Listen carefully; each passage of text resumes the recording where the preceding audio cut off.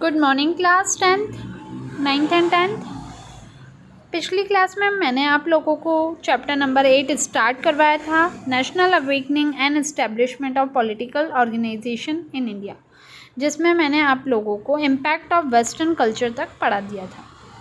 आज हम स्टार्ट करेंगे impact of contemporary European movement. इसमें क्या हुआ था, with the establishment of British empire in India में ब्रिटिश का एम्पायर जैसे ही इस्टेब्लिश होने लगा, स्प्रेड ऑफ इंग्लिश एजुकेशन, तो वहाँ पे फिर क्या होने लगा, इंग्लिश एजुकेशन जो थी वो फैल गई थी।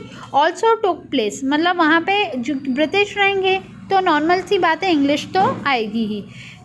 एक कहावत बोलते हैं ना, अंग्रेज चले गए अंग्रेजी छोड़ गए, तो वो इसलिए बोलते हैं, इसलिए क्योंकि ब्रिटिश जो आए थे उन्होंने सबसे पहले से क्या काम करा, इस्टेब्लिशमेंट करी इंग्लिश का, और हमारे इंडियंस को भी इंग्लिश सिखाया ताकि वो हमारी उनकी हेल्प करें। उनको ये मकसद नहीं था उनका कि इंडियन को इंग्लिश है, उनका मकसद ये था कि इन लोगों को इंग्लिश सिखा के इनसे काम कराया जाए। पर ये उन पे ही भारी पड़ गया, हमने इंग्लिश भी सीख ली और उनको भगा भी दिया। As a result, Indians came into contact with the Western world. The reforms movement in England, the independence movement of Italy, German, Romanian, Serbia inspired Indians to struggle to their rights. अब क्या हुआ कि Indian contact में आए western world पे, मतलब western चीज़ों के कांटेक्ट में आए, तो फिर इंडिपेंडेंस मूवमेंट भी स्टार्ट हुआ। इंडिपेंडेंस मूवमेंट मतलब आज़ादी का दौर स्टार्ट हुआ। इटाली से, जर्मन से, रोमानियन से, सर्बिया से, वो उन सब ने इंस्पायर करा इंडिया को फ्रीडम स्ट्रगल के लिए। This inspiration cause restlessness among Indian. इस इंस्पायर्डनेस से इंडियन रेस्टलेस हो गए, मतलब सो नहीं पा रहे थे, अपनी फ्रीडम चाहते थे, फॉर द अपनी मातृभूमि चाहते थे, उसलिए वो सो नहीं पाते थे। अब आ जाएंगे पॉइंट 5 पे, development of means of communication. अब मैंने आप लोगों को अभी प्रीवियस वीडियो में भी बताया कि जो ब्रिटिश थे वो कम्युनिकेशन एंड ट्रांसपोर्ट का एस्टैब्लिशमेंट भी ब्रिटिश ही लाए थे। After the British empire establishment its rule in India, क्या हुआ था, ब्रिटिश एम्पायर के बाद कम्युनिकेशन एंड ट्रांसपोर्टेशन डेवलपमेंट हुआ। रेल आया, टेलीग्राफ आया, पोस्टल सर्विस आ गए, रोड आ गए, ब्रिज आ गए एक्सेट्रा, ये सब डेवलप हो गया इंडिया में। Keeping in view the security of British empire and economic exploitation of Indians. British economic exploitation चाहते थे इंडियंस का, मतलब वो ग्रोथ नहीं होना चाहते, वो नहीं चाहते थे कि इंडियंस की ग्रोथ हो। As a means of transport develop, it is benefited Indian to the movement and transport of goods became easier, which result in exchange of ideas and establishment of communication. इस movement में क्या हुआ, वो जो भी Indians का goods था एक जगह से दूसरी जगह तक जल्द से जल्द पहुंचाते थे, जल्दी जल्दी कम्युनिकेशन करते थे, और ट्रांसपोर्टेट के थ्रू अब इंडियन का जो स्टॉक था वो बाहर तक पहुंचाते थे, और हमसे जो वो स्टॉक लेते थे वो बहुत ही कम रेट में लेते थे और वो बाहर ज़्यादा रेट में सेल कर देते थे। तो इस कारण से उन्होंने कम्युनिकेशन एंड ट्रांसपोर्टेशन स्टार्ट करा इंडिया में, और जो कि आज हमें बहुत काम आ रहा है।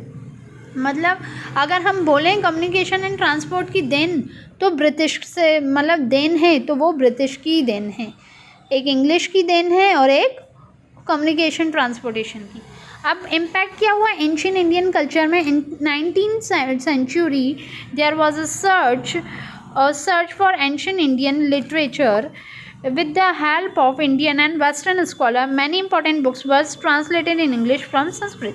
अब क्या हुआ, 19th century में बहुत सारे एंशियंट इंडियन लिटरेचर आए जो कि संस्कृत से इंग्लिश भाषा में ट्रांसलेट हुए।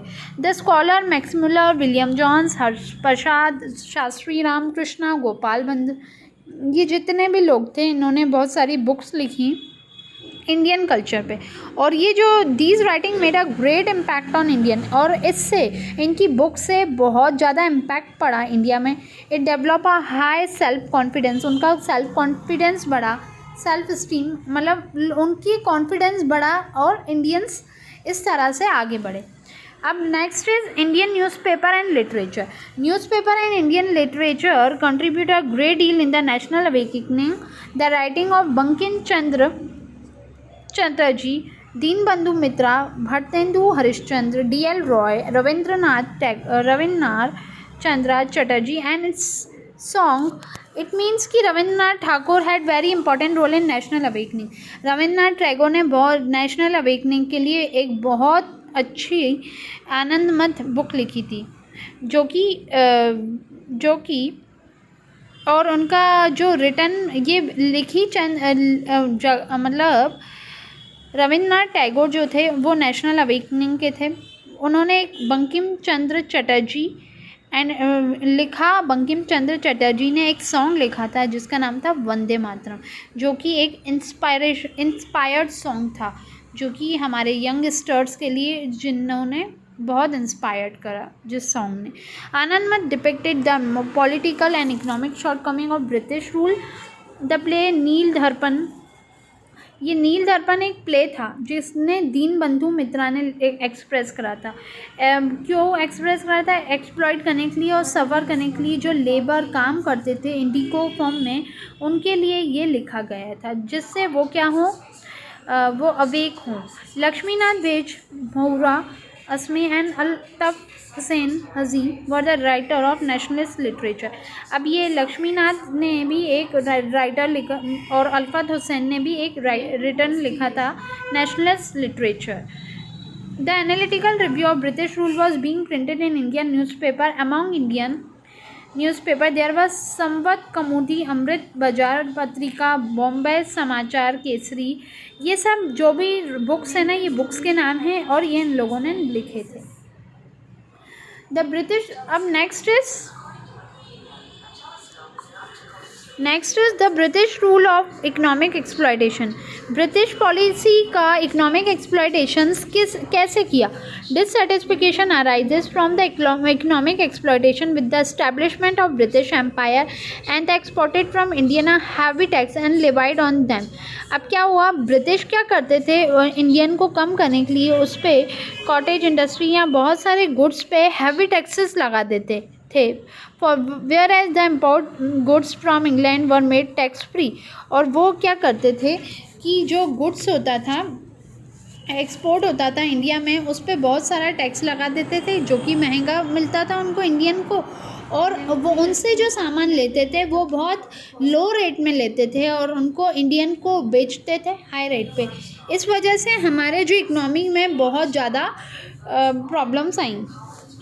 The policy of racial discrimination कैसे हुआ, भेदभाव कैसे हुआ? British use to show racial discrimination against Indian. They considered themselves as a superior race. British अपने आप को बहुत सुपीरियर मानते थे इंडियन से. They use to look down. Indian को नीचा झुकाने में कभी वो कसर नहीं छोड़ते थे. The talented and the educated Indian were not considered capable for government post of high ranks. जो भी टैलेंटेड और एजुकेटेड इंडियंस थे वो कभी भी गवर्नमेंट पोस्ट तक नहीं पहुंच पाते थे. Just because of British, a tendency cropped up against the Indians who were successfully competitive exam to denied job. अब जो इंडियन सक्सेसफुल हो जाते थे कॉम्पिटिटिव एग्ज़ाम में, बड़े बड़े एग्ज़ाम में वो क्लियर हो जाते थे मेहनत करके इंडियंस, उसके बाद भी उनको ब्रिटिश गवर्नमेंट बिल्कुल रिजेक्ट कर देती थी क्योंकि वो इंडियन होते थे. उनका कारण था कि वो इंडियन होते थे, इस वजह से उनको रिजेक्ट कर दिया जाता था. On the basis of conglomerate faults, people like Surendranath Banerjee, Arvind Ghosh become the victim of British. तो इसका मतलब इस तरह से इंडियंस का रेशियल डिस्क्रिमिनेशन होता था. मतलब उतनी मेहनत करने के बाद भी इंडियंस को कुछ हाथ नहीं आता था. ओके, नेक्स्ट क्लास में हमने पॉइंट्स पढ़े थे जो थे हमारे रीज़न थे कि नेशनल अवेकनिंग क्यों करना पड़ा हमें. तो ये कारण थे जो ब्रिटिश हमारे साथ करते थे. ब्रिटिश के कारण हम लोगों ने नेशनल अवेकनिंग करा, एक साथ एकजुट हुए और हम लोगों ने इनके खिलाफ लड़ाई लड़ी. अब नेक्स्ट हम एल्बर्ट बिल नेक्स्ट क्लास में पढ़ेंगे. तब तक के लिए आप लोग अच्छे से रीड करें. Thank you class.